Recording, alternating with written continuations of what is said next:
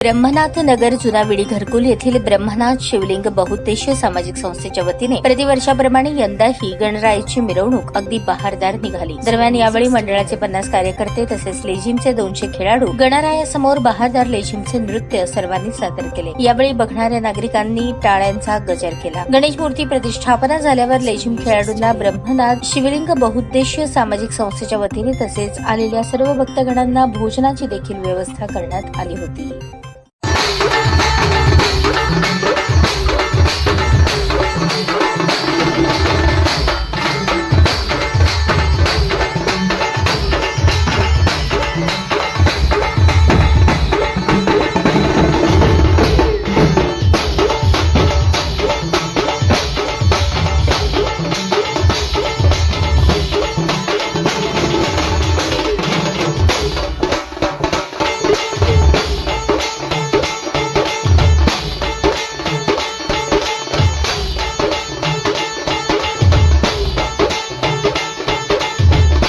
अशाच नवनवीन अपडेटसाठी जनता राज्य न्यूज चॅनलला सबस्क्राईब करा, लाईक करा आणि शेअर करायला विसरू नका।